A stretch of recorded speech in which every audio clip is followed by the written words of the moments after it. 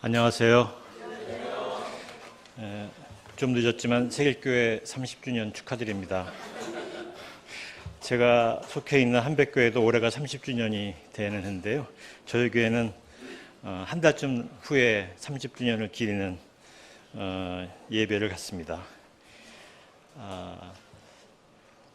안병무 선생님에 대한 그 이야기를 할 수 있게 되어서 저는 굉장히 기쁩니다. 제가 안병무 선생님에게 마음의 빚을 많이 지고 있어서 항상 안병무 선생님에 관한 이야기를 여기저기서 하고 싶고 글도 많이 쓰고 싶은데 생각보다 잘 되지 않아서 늘 아쉬움이 있었습니다만 세길교회에서 저를 이렇게 불러주셔서 너무나 감사합니다. 올해가 안병무 선생님이 소천하신 지 21주년 되는 해입니다. 작년이 20주년이어서 작년에 특별히 기억하는 모임을 여기저기서 가졌었는데요. 올해는 21주년 되는 해인데 점점 안병무 선생님의 사람들이 잊어가고 있어서 제 마음이 아쉽습니다. 그런데 제 생각에는 안병무 선생님이 우리 시대에 너무 필요한 생각을 많이 가지고 있다는 점에서 특별히 기억할 필요가 있는 신학 사상가라고 생각이 들고, 그래서 제가 오늘 여러분들과 나누고 싶은 이야기는 21세기와 안병무에 대한 이야기입니다. 우선 옛날에 있었던 안병무 선생님이 썼던 글 하나를 소개해 드리려고 하는데요. Jesus and People이라고 하는 글인데요. 이 글에 번역된 글이 오늘 교동문으로 읽은 김지아 선생의 근간의 예수가 인용되어 있는 그 글로 제목이 예수와 민중이라는 이름으로 번역이 되었습니다. 안병무 선생님은 대략 한 1000편 정도의 글을 쓰셨어요. 근데 그 중에는 같은 제목의 글인데 다른 글도 있고, 글이 다른데 같은 글인데 제목이 다른 경우도 있고 뭐 그렇습니다. 근데 이제 이 경우는 같은 제목의 다른 글들이 여러 편 있는 제목이 예수와 민중인데, 그래서 제가 영어 표기를 굳이 했었던 이유는 이 글의 내력에 대한 얘기를 이야기하면서 제 얘기를 시작하고자 해서입니다. 이 글은 1984년도 아시아 그리스도론 워크숍에서 태국 치앙마이에서 열린 아시아 그리스도론 워크숍이라는 데서 발표되었던 글입니다.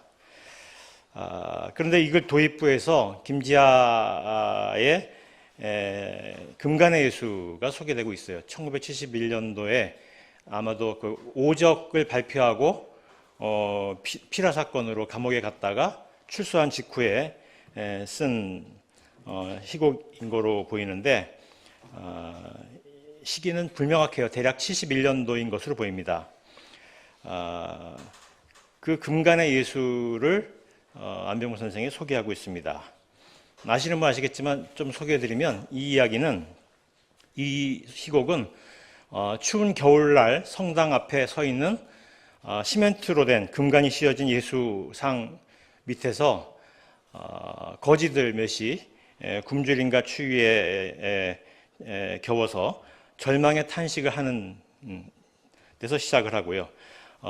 그리고 그 거지 한 명에게 물방울 하나가 뚝 떨어지고 그 떨어진 물방울이 시멘트로 된 예수의 눈물이었다는 거죠. 그래서 그 시멘트로 박제된 예수와 거지들의 대화가 중심 골격을 이루고 있는 시나리오입니다. 오늘 교동문으로 읽은 이 구절은 안병무 쌤이 지저스 앤 피플에 그대로 인용하고 있는 것을 제가 옮겨온 건데요. 너무나 중요한 안병무 선생님의 상상력이 너무나 중요한 자극이 된 텍스트입니다. 이거 수고스럽지만 다시 한번 같이 읽어볼까요? 네, 한번 특별히 기억하시면 읽어보면 좋겠습니다. 내 힘만으로는 안 된다. 너희들이 나를 해방시키지 않으면 안 된다. 너와 같이 가난하고 불쌍하고 핍박받으면서도 어진 사람들이 아니면 안 된다. 내가 내 입을 열었다. 내가 내 머리에서 금관을 벗겨내는 순간 내 입이 열렸다. 내가 나를 해방시켰다. 자, 가까이 오너라. 내가 내 입을 열게 했듯이 내 몸을 자유롭게 하라.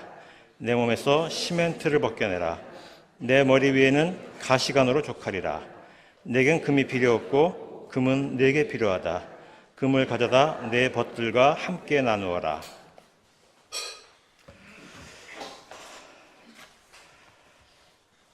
이 글이 발표된 1984년은요, 안병무 선생님의 어떤 민중신학자로서의 사유 능력이 최고 절정기에 있던 해입니다. 그 해에 그 자타가 공인한 안병무 선생님의 최고의 글인 예수사건의 전승모체가 발표되었습니다.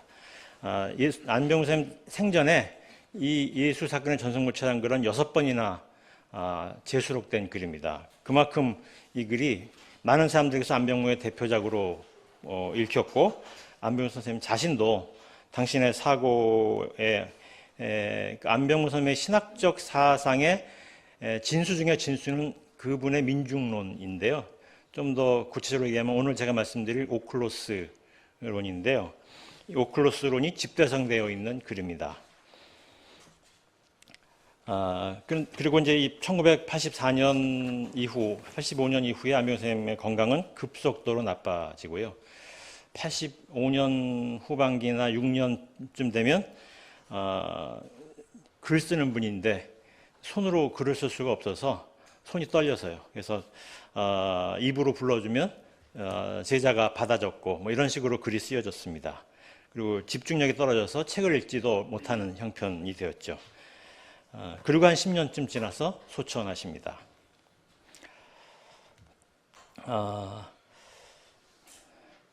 안병무 선생님이 민중신학자로서 어떤 생각을 전개하기 시작한 해는 1975년입니다. 1975년은 인혁당 2차 재건이 사건, 우리 민청학년 사건이죠. 민청학년 사건에 그 이전에 해에 있었고, 유신의 포갑적 정권이 최고조에 이르던 시절이었죠. 그리고 그때에 2명의 기독교 신학자, 기독교 계통의 학자 2분이 같이 교도소에 들어갔다가 출소했습니다. 그래서 그 김동길, 김창국 2분인데요. 2분의 출소를 기념하는 예배가 75년 3.1절 예배로 드려졌고, 그때 안병무 선생님이 강연을 합니다. 민족, 민중, 예수라는 안병무 선생님의 글 중에 아주 유명한 글인데요. 그 글이 그해 4월 달에 발행된 기독교 사상에 게재됩니다. 민중신학자들은 이 글이 안병무 선생의 민중신학의 출발점이라고 얘기하고, 또 민중신학이 출사표를 낸 시기가 바로 이 글과 더불어 시작되었다라고 말합니다. 기독교 사상 75년 4월호에는 안병무 선생님과 서남동 선생님 2분의 글이 같이 실렸습니다. 그래서 2분의 글이 민중신학의 출발점이 되는 글로 평가하고 있죠. 이 글이 아까 말씀드린 것처럼 민족, 민중, 예수라는 제목의 글인데요. 이때 민중이라는 용어가 들어갔습니다. 안병무 선생님이 말씀드린 것처럼 한 1000편 정도의 글을 썼고요. 독일 유학에서 돌아온 해가 65년인데 65년부터는 안병무 선생님의 글이 매년 10에서 20편 정도의 묵직한 에세이들을 쏟아내기 시작한 시기였는데요. 65년 이후부터 계속 한 10년 정도 많은 글들을 써냈는데 그 글 가운데 한 번도 민중이란 말이 쓰인 적이 없습니다. 1975년에 민족, 민중, 예수라는 글에서 처음으로 민중이라는 용어가 쓰입니다. 그리고 그 이후에 신학자들의 일단의 신학자들이 민중이라는 타이틀을 건 글들을 발표하기 시작을 했죠. 그래서 75년은 민중신학이 시작한 해이다라고 볼 수 있는데요. 이 75년부터 한 10년 가까운 사유의 결론이 1984년도에 아까 말씀드린 예수 사건의 전승모체에 들어가 있다라는 것입니다. 그리고 이 예수 사건의 전승모체가 발표된 84년도부터 10년 남짓, 지난 96년 10월 19일에 안병훈 선생님은 돌아가십니다. 그렇게 이 글이 발표된 이후 10년 남짓의 시간도 이 84년도에 절정에 이르렀던 안병훈 선생의 민중 신학적 사고가 근간을 이루고 그것에 외연이 확장되는 방식으로 전개되었습니다. 그래서 저는 1984년을 민중신학 안병무 해석에서 제가 긴 1984년이라고 이름을 붙였는데요. 안병무의 민중신학적 사유를 읽기 위해서는 우선 84년도에 발표된 글로부터 출발하는 것이 중요하다라는 뜻입니다. 거기서부터 안병무 선생님의 그 사유가 발전되기까지의 과정을 훑어보고 그의 사유가 어떻게 전개되어 이후에 어떻게 전개되었는지를 살펴보는 것이 안병무를 읽는데 아주 중요한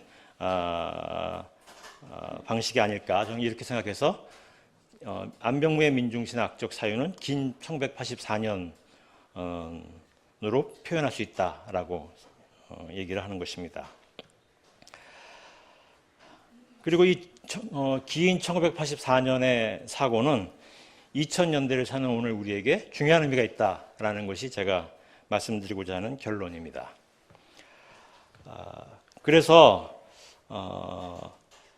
그 지저스 앤 피플이라는 글에서 드러났고 예수 사건의 전승모체에서 아주 상세히 소개되고 있는 안병무의 민중 이해에 대해서 제가 여러분들과 나누고자 합니다. 안병무 선생이 제목에선 민중이란 말을 썼는데요. 이 글의 본문에서는 민중이라는 말을 오클로스란 말로 사용하고 있습니다. 오클로스는 그리스어이고요. 우리 성서에는 이 오클로스를 무리라고 번역을 하고 있습니다. 근데 안병무 선생님이 이 오클로스를 이때 처음 사용하는데요. 그리고 이후에 몇 년 동안 잘 사용 안 하셔요. 그리고 79년경부터 오클로스에 대한 집중적인 탐구가 시작이 되는데 안병무의 오클로스에 대한 생각의 출발점에는 일본 신학자인 다가와 겐조라는 분이 있습니다. 이분은 일본의 막시스트 신학자인데 아직까지 생존하고 계신 분입니다.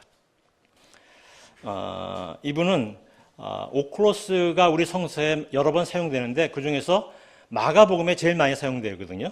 근데 마가복음에서 사용되는 오클로스 용법을 주목했습니다.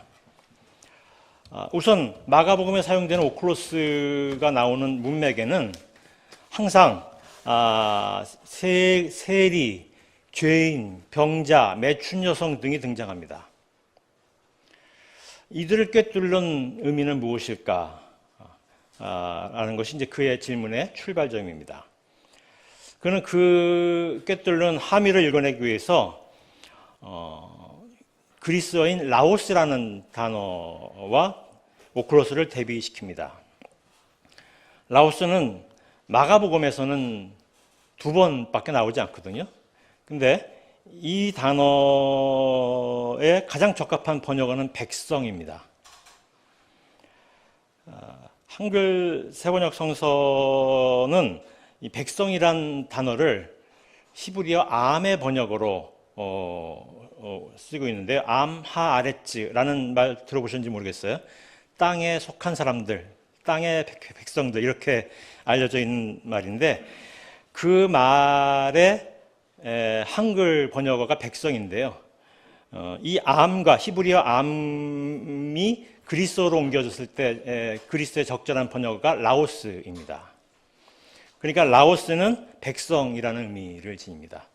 근데 이 백성이라는 의미를 지니는 암과 또는 라오스와 오클로스가 대비되고 있다라는 것입니다. 라오스는 백성은 그 한글 국어 사전을 찾아보면 지역 공동체에 속한 사람들 혹은 세금을 내는 사람들 뭐 이렇게 되어 있어요. 이때 지역 공동체는 마을일 수도 있고 국가일 수도 있는데요. 마을이나 국가에 속한 사람을 지칭하는 용어가 백성입니다. 그러니까 라오스라는 말이죠. 라오스가 속한 장소는 그러니까 마을이거나 국가이거나 하는 것입니다. 그렇다면 라오스에 반대되는 뜻인 오클로스는 무엇일까?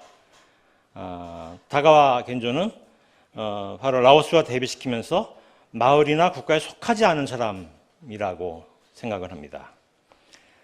이제 그렇게 보면 세리, 죄인, 병자, 매춘 여성을 꿰뚫는 함의가 드러납니다. 그들은 어느 곳에 속해 살고 있지만 사람들이 그들은 우리의 일원이라고 생각하지 않는, 우리의 수치라고 생각하는 사람들입니다. 우리 안에 있지만 수치스러움의 대상, 수치스러움으로 낙인 찍힌 사람들이 바로 오클로스라는 것이죠.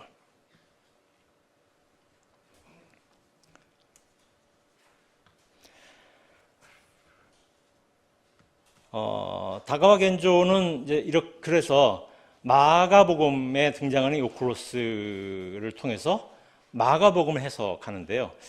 지금까지 오클로스라는 그 그리스어는 한 번도 마가복음을 읽는데 중요한 의미를 가진 개념으로 사용해 본 적이 없는데요. 다가와 겐조가 60년대 초에 자기의 박사학위 논문에서 오클로스가 마가복음을 읽는데 중요한 단서다라고 봅니다.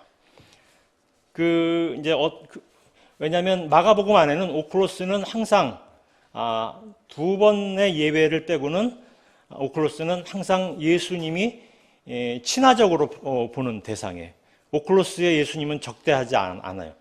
두 번의 반대에는 예수를 체포하러 온 대제사장의 종들이 오클로스로 표기되어 있습니다. 또 하나의 예는 십자가에 매달린 예수를 향해서 죽여라 하고 소리친 대중이 오클로스로 되어 있어요. 그러니까 그런 성격의 대중, 종들이거나 그리고 이제 마가복음에 그렇게 예수를 죽여라고 소리친 대중을 매수된 자라고 얘기하고 있거든요. 누구에게 매수되는 자, 또 세리, 죄인, 병자, 매춘 여성 같은 사람, 속해 있지 못한 자, 속해 있음을 수치스럽게 여기는 대상들, 이런 사람들을 마가복음은 오클로스라고 얘기하고 있고, 두 번의 예외를 제외하고는 마가복음은 그런 오클로스를 우호적으로 바라보는 예수를 전하고 있다는 것입니다. 아주 이례적인 것이죠. 사람들이 수치스러워하는데 마가복음은 그들을 수치스럽게 여기지 않는다는 것입니다. 그래서 다가와 겐조의 결론은 마가복음을 만들어낸 공동체가 바로 오클로스 공동체다라는 결론을 내립니다. 그렇다죠. 네. 어려우시진 않으셔요? 네. 네. 결론만 얘기하면 다가와 겐조는 마가복음은 오클로스 공동체다라고 보는 겁니다. 그 공동체 안에는 세리 출신도 많고 죄인이라고 사람들이 멸시했던 사람도 많고 병들어서 사람들이 가까이 하기 싫어했던 사람들도 많고 매춘 여성들도 많았다는 겁니다. 그 사회에서 사람들이 수치스러워하는 대상이 마가복음 공동체였다는 것이죠. 안병훈 선생님은 다가와 겐조의 이 생각에 굉장히 고무되었던 것 같습니다. 그래서 그대로 받아들여요. 거기서 이제 안병훈 선생님은 하나 더 나가는데요. 실은 예수의 공동체도 오클로스 공동체였다라는 겁니다. 예수의 공동체라면 예수가 주위의 사람들과 더불어서 뭔가를 할 때 그들도 오클로스였다라는 것입니다. 그러니까 마가복음에는 예수 주위에 오클로스들이 많은 거로 표기되고 있는데 학자들은 그것이 마가 공동체가 만들어낸 상상의 산물이지 예수 주변에 꼭 오클로스가 있었다고 단정할 수 없다라는 게 학계 정설이거든요. 그런데 안병훈 선생님은 아니다라고 얘기하면서 예수 주변에도 오클로스가 있었다라고 말합니다. 오늘 읽은 성서 본문이요. 마가복음 3장 7절인데요.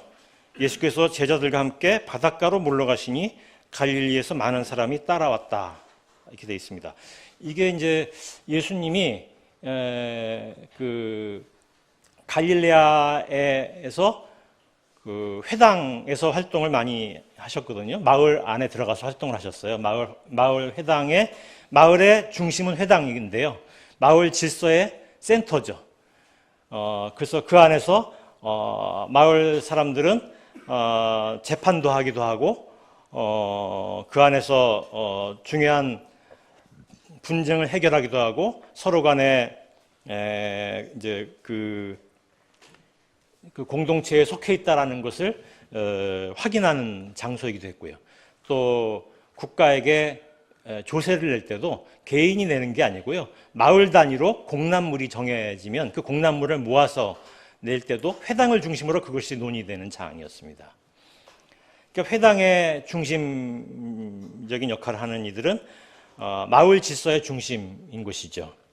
그런데 예수님이 처음에 이 마을 회당에서 활동을 하시다가 마을 회당의 질서와 충돌을 일으킵니다. 그 충돌을 일으킨 것 중에 하나가 안식일 갈등이에요. 안식일 날 손이 굽은 사람을 이렇게 불러내요. 이게 회당이라고 가정하면 손이 이렇게 굽어 있는 어떤 병자를 이렇게 앞으로 불러내셔서 예수님이 그를 치유했다라고 마가복음에 쓰여 있어요. 손이 굽은 병자는 응급 환자는 아니잖아요. 그죠? 그날 안 고쳐도 돼요. 그리고 손이 굽은 환자를 꼭 사람들 앞에 이렇게 불러내서 고치지 않아도 되겠죠. 예수님이 병을 치유하는 능력이 있다면. 그런데 마가복음은 앞으로 불러내서 안식일 날 치유했다라고 얘기해요. 그때는 어떤 때냐면 마을 회당의 중심부에 있던 사람들이 그들을 마가복음은 바리새파 사람들이라고 묘사하는데 바리새파 사람들이 예수가 안식일을 잘 지키는지 보자 하고 삐딱한 눈으로 보고 있었던 때예요. 세길교회도 어떤 분들이 와서 이렇게 삐딱한 눈으로 봤다 그러잖아요. 네, 저희 교회도 그렇게 봤습니다. 그래서 우리들은 상상도 못했었던 트집이 잡혔는데 예수님을 향해서도 그런 삐딱한 눈으로 바라보고 있었던 바로 그때에 예수님이 시위를 한 거죠. 그리고 나서 예수님이 말씀하시기를 사람이 안식일을 위해 있는 것이 아니라 안식일이 사람을 위해 있다라고 말씀하셔요. 안식일의 주인은 하나님의 백성이라는 얘기입니다. 하나님의 사람들이라는 얘기죠. 그런데 안식일이 주인이 되어버렸다라는 것입니다. 그러니까 지금도 이를테면 교회 예배를 안식일 예배처럼 생각하는 사람들이 많잖아요. 주일 성수란 말도 쓰고요. 그렇지만 주일날 일하는 노동자들이 많잖아요. 그 사람들은 주일 성수를 할 수 없죠. 그러니까 죄인이 될 수밖에 없는 것이죠. 이제 그런 식의 질서가 마을 회당에 있었는데 예수님이 그 질서에 도전장을 던진 거예요. 그리고 나서 바로 바리새파 사람들이 예수를 죽이기로 공모해서 헤롯 왕과 결탁을 했어요.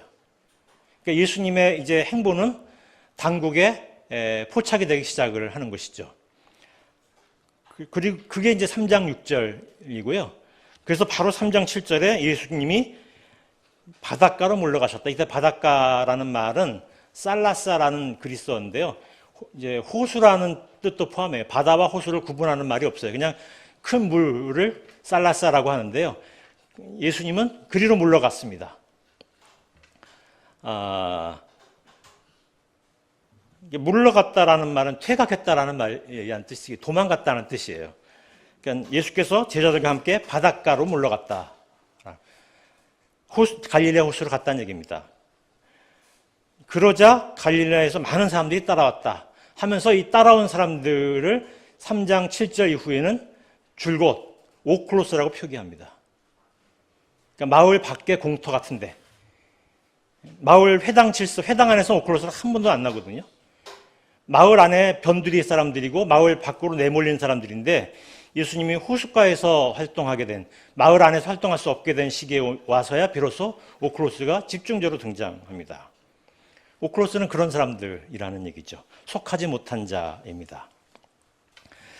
그런데 이제 다가와견주는 이것은 마가복음의 용법이라고 본 거예요. 마가복음 저자는 이렇게 이야기를 만들어냈다라는 거죠. 마가복음 저자는 창한 자입니다. 그런데 안병문 선생님은 아까 제가 예수 사건의 전승모체라는 글이 안병 목사님의 자타가 공인하는 대표적이라고 말씀드렸는데요. 전승모체라는 말을 써요. 그러니까 저자가 아니고 전승모체예요. 예수 사건의 저자라고 제목을 쓰는 것이 일상적인데 예수 사건의 기록자라고 쓰거나 안병 목사님은 예수 사건의 전승모체라고 씁니다. 여기서 다가와 견조의 생각과 안병모 생각의 차이가 나는데요. 다가와 견조는 문서를 저작한 사람의 관심을 두고 있어요. 그런데 안병모 선생은 문서가 아니라 대중설화, 퍼퓰러 내러티브를 만들어낸 사람들의 관심을 둡니다. 우리나라의 이제 연구에서 이런 것을 쓰는 이런 용법으로 쓰는 것이 뭐냐면 구전이라는 겁니다. 구전이란 말 들어보셨죠? 또는 구비문학. 구비문학은 구전을 누군가 채록해서 만든 문학이잖아요. 이 구비문학은 저자가 만든 창작품과는 굉장히 다른 거예요. 저자가 만든 창작품에는 저자성이라는 것이 중요하지만 구술문학, 구비문학은 저자가, 기록자가, 그걸 채록자라고 하는데 채록자가 자기의 생각을 과하게 개입시킬 수가 없어요. 왜냐하면 구술 텍스트를 읽는 사람이 대중이기 때문이에요. 대중의 검열을 거쳐야 합니다. 대중의 검열이 이제 미리 검열하는 게 아니고 일반적으로 대중이 검열함으로써 이제 그 이야기 어떤 채록된 거는 살아남고 어떤 것은 살아남지 않게 되니까 이제 그런 대중의 구술 과정에서의 검열이 이야기를 살게 하고 죽게도 한다라는 것이죠. 성서 조금 어려운 얘기를 하면 옛날에 성서학에서도 이렇게 구술 연구를 한 적이 있어요. 근데 성서학에서 구술 연구는 구술 단위가 짧다라고 생각을 했습니다.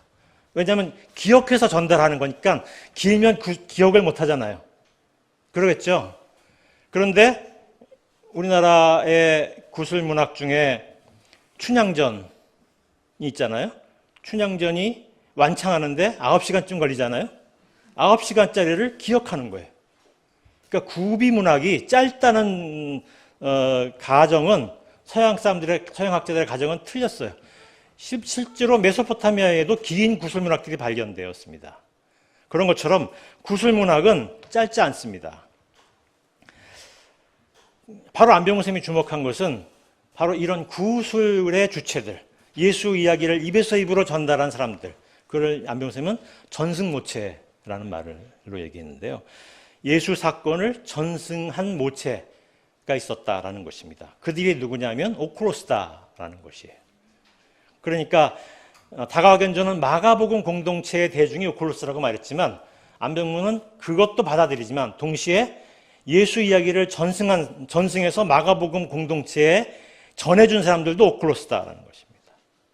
그리고 더 나아가서 예수 주변에도 오클로스가 있었다라는 것입니다. 여기서 오해하지 말아야 되는 것은 예수 주변에 오클로스가 아닌 사람들은 없었느냐? 있습니다. 실제로 오클로스에 대해서 우호적이고 오클로스 아닌 사람들에 대해서 적대적인, 심지어는 예수의 제자들에 대해서도 적대적이거든요. 마가복음에는. 그래서 예수 제자들이 예수님이 체포될 때 제자 중에 제자인 베드로는 예수를 모른다고 3번이나, 한 번도 아니고 3번이나 얘기를 했죠. 그리고 예수님이 잡히시기 직전에 그 장소가 겟세마네 동산에서 눈물이 피가 되도록 기도했다고 그러잖아요. 그때 예수의 제자 중에 제자인 베드로와 야고보와 요한이 함께 갔잖아요. 근데 그 옆에서 그들은 졸고 있었어요. 예수가 십자가에 못 박혀서 신음하던 바로 그 현장에는 예수의 남자 제자들은 한 명도 없었어요. 마가복음 공동체는 예수 제자들의 감정이 많아요. 그런데 예수 공동체의 중심부잖아요. 그 사람들은. 누가 봐도 예수 이야기하면 권위 있는 사람들이잖아요. 그런데 오클로스들의 말은, 오클로스들의 예수 기억은 권위가 없거든요. 그런데 사람들은 마가복음 공동체는 예수의 제자들을 끊임없이 엿먹이고 있어요. 그러니까 예수 주변에는 오클로스가 싫어하는, 오클로스가 아닌 사람들이 있었습니다. 여러분, 안병무 쌤이 한 얘기인데요. 안병무 쌤이 예수님이 예루살렘에 올라가서 처음 당도했을 때,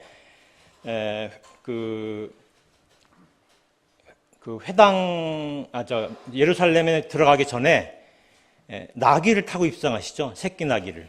근데 나귀 타고 입성하실 때 제자 2명을 어디로 보내니까 그 제자 2명한테 보내면서 거기에 새끼 나귀가 매어 있다. 그 새끼 나귀를 가져와라. 누가 왜 가져가냐고 묻거들랑 주께서 쓰시겠다고 해라. 이렇게 얘기했잖아요.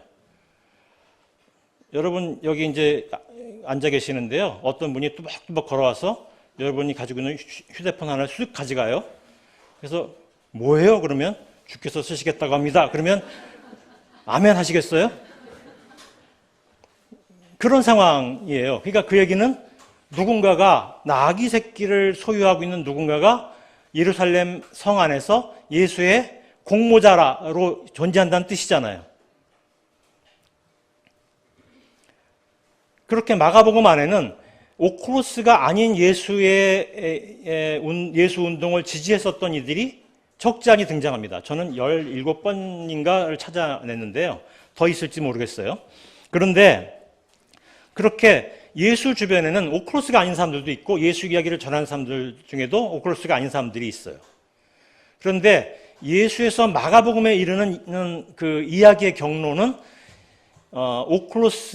예수 주변에 있는 오클로스가 기억하고 그들이 예수 사후의 이야기를 전달하고 마가복음 공동체에게 전해졌고, 그 마가복음 공동체에도 오클로스 공동체였다. 마가복음 공동체도. 그러니까 오클로스의 기억의 사실 속에, 예수 기억의 사실 속에 마가복음에 이르는 일련의 예수 이야기가 있다는 얘기입니다. 그거의 안병무 선생님의 발견이에요. 이건 성서학계에서 이런 식의 생각을 한 사람은 아무도 없습니다. 이게 이제 기존의 성서학적 가설의 틀을 완전히 뒤집어 엎는 새로운 상상력인데요.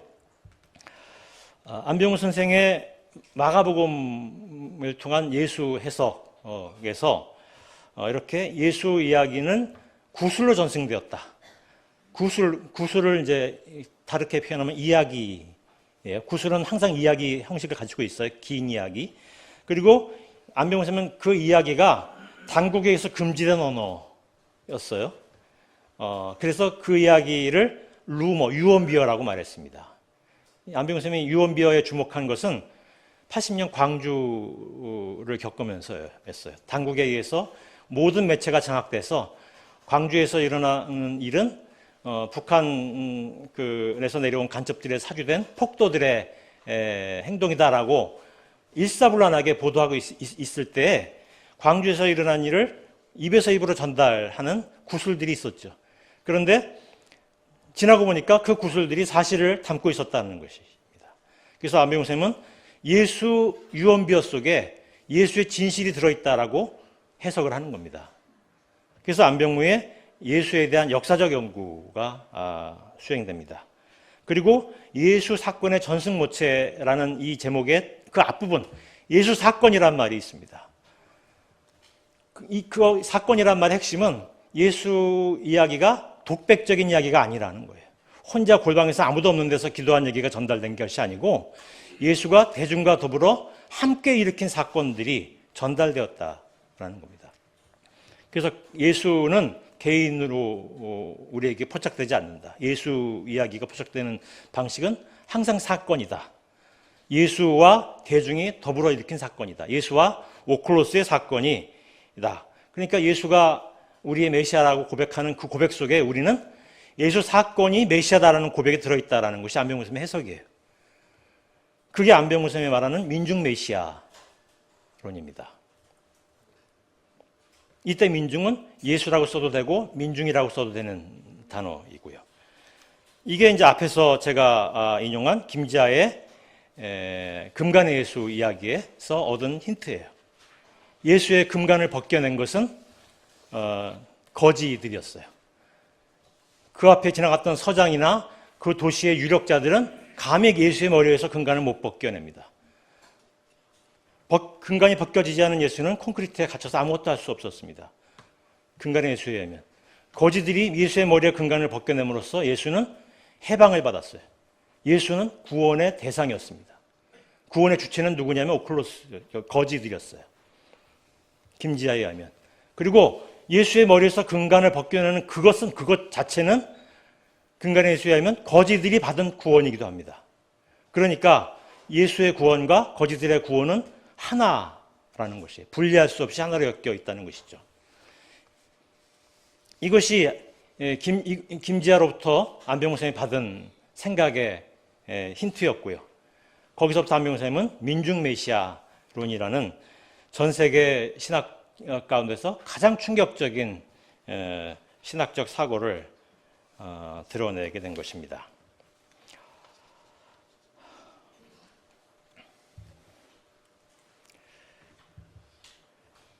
제가 시간이 많이 지났는데요. 마무리만 하고 끝내겠습니다.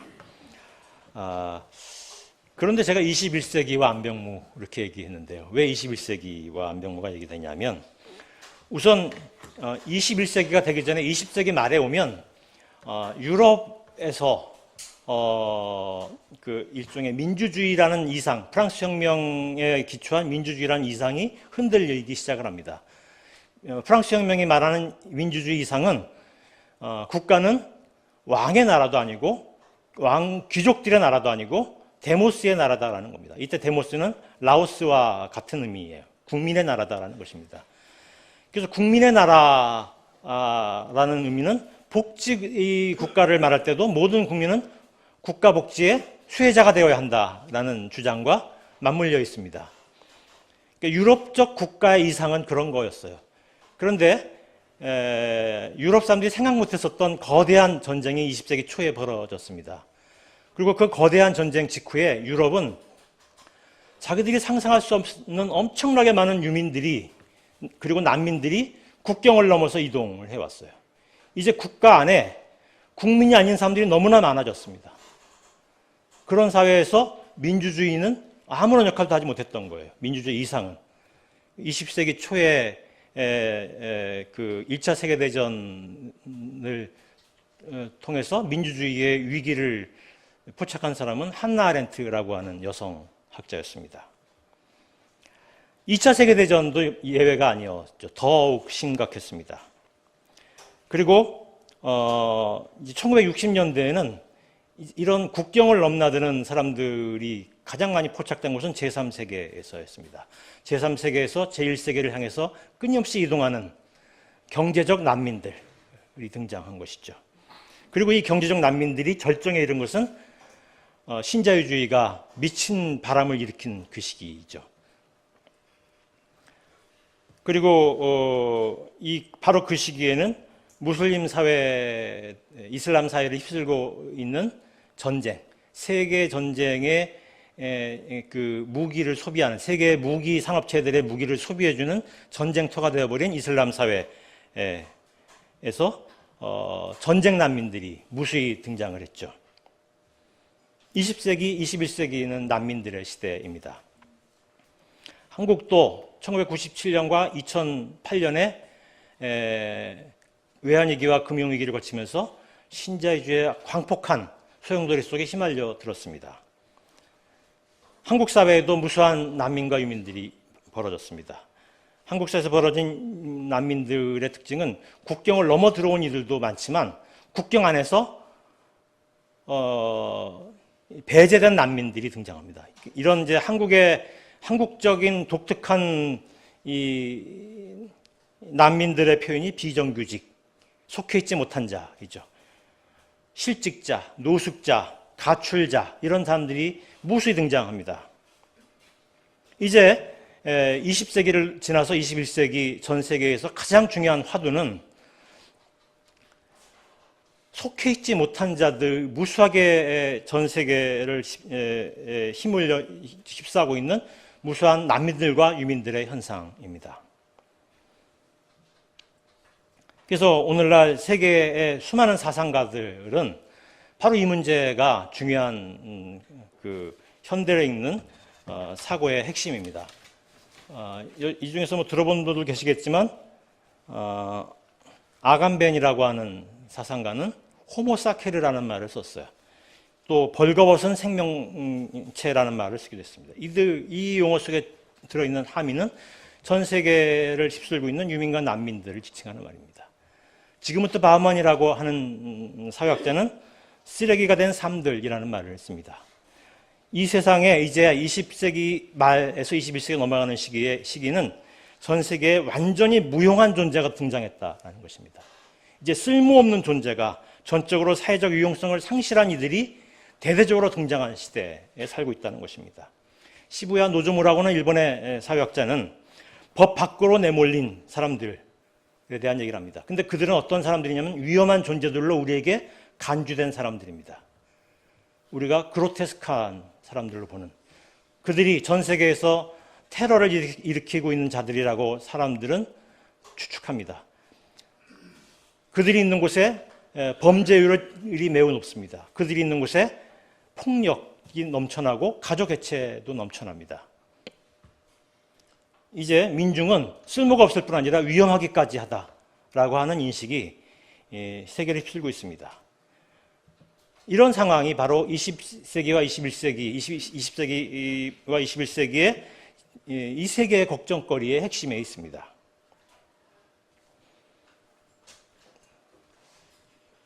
어떻게 할 것인가? 라는 문제가 고민입니다. 안병무 선생도 이런 현상을 앞질러 말한 분 중에 하나입니다. 안병무 선생은 바로 그들이 오클로스입니다. 국민도 아니고 민족도 아니고 어디에 속해 있지도 않고 사람들이 수치스럽게 여기는 자들.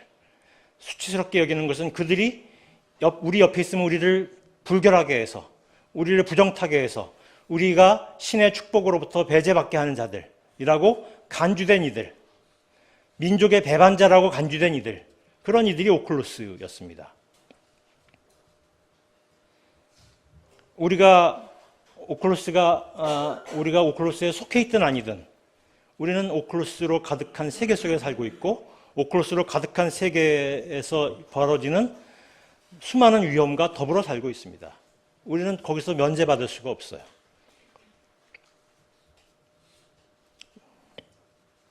거기에서 오클로스와 더불어서 생각하는 문제의식이 필요하다라는 안병무 선생의 생각은 굉장히 중요한 힘을 얻습니다.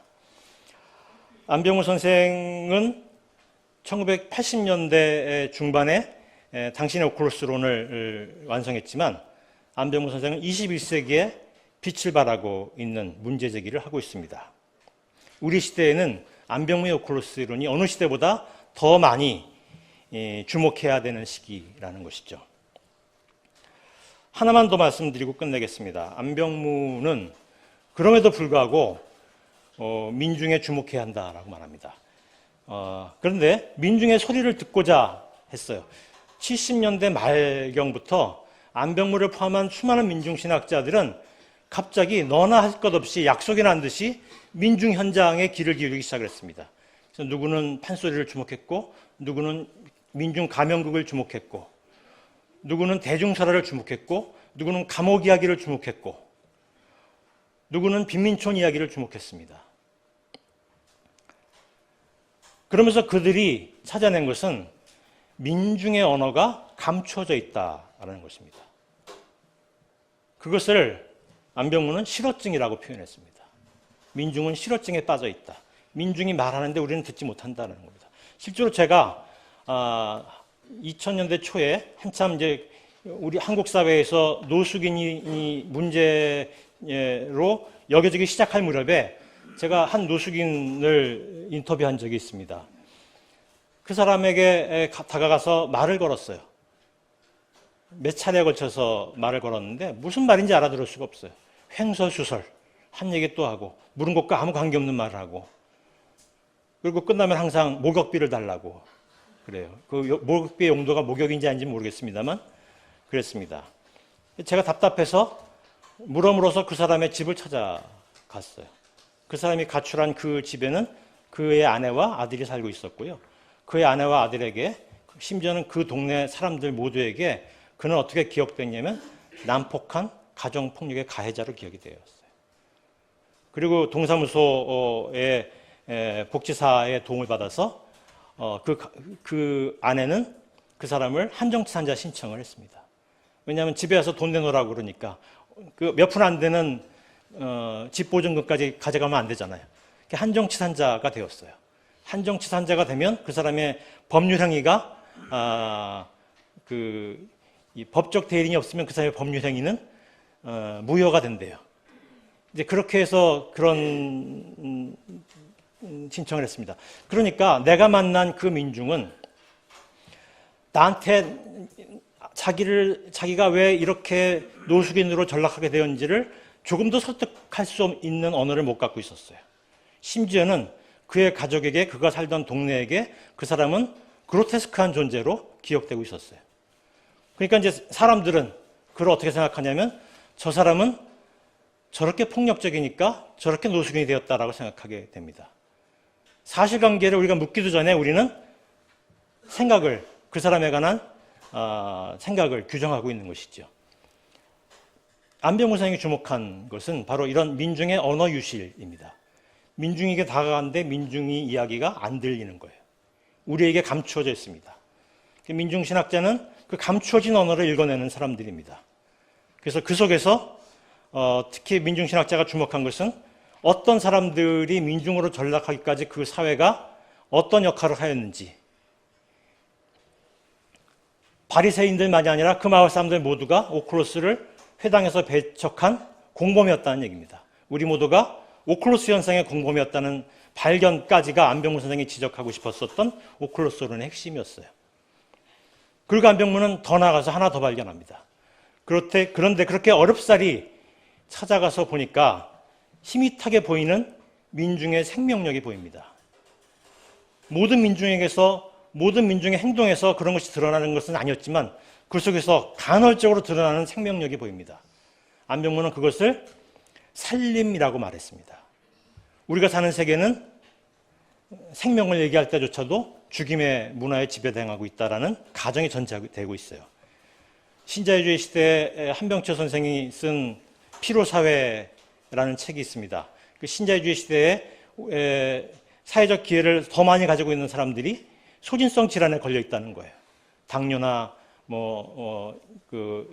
혈관계 질환이라든가 이런 소진성 질환에 걸려 있다는 거예요. 심지어는 우울증이나 조울증 같은 정신질환도 소진성 질환의 범주에 넣고 있는데, 그런 질환에 걸려 있는 이유는 신자유주의가 우리를 끊임없이 나를 불태우고 있기 때문이라는 겁니다.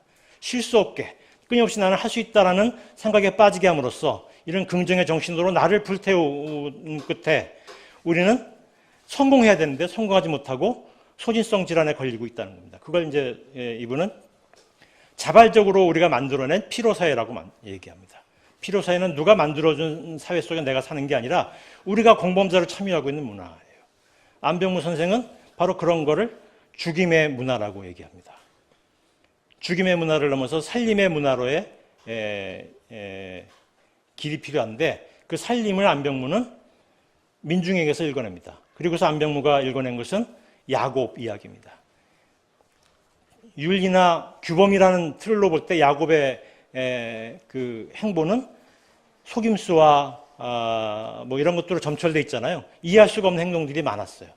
민중의 생명력인데요. 그 생명력 속에 죽임이 아니라 살림의 문화가 감추어져 있다라는 것입니다. 그것을 찾아서 이야기하는, 증언하는 사람이 민중신학자다라고 안병무는 얘기합니다. 민중신학자가 그런 일을 잘하든 못하든 안병무 선생의 민중신학은 우리 세계가 죽임의 문화로 더 씌워져 있다. 그래서 죽임의 문화에서 살림의 문화로의 제도적 모험이 필요하다라는 것이 안병무 선생의 이야기고, 그것은 어디서 발견할 수 있냐면 예수 사건에서 발견할 수 있다라는 것입니다. 그래서 예수 사건 속에서 예수 사건은 민중과 예수가 더불어 일으킨 사건인데 그 사건 속에서 우리는 죽음의 문화를 넘어서 살림의 문화를 만들어내기 위한 행진, 그리스도인의 행진에 참여할 수 있다.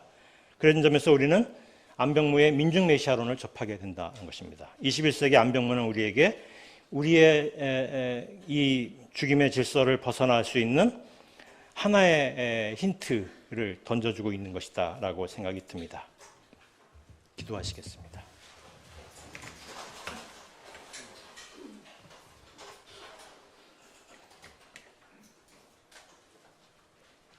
주님, 우리는 성문 밖으로 밀려난 사람들의 이야기를 성서에서 봅니다.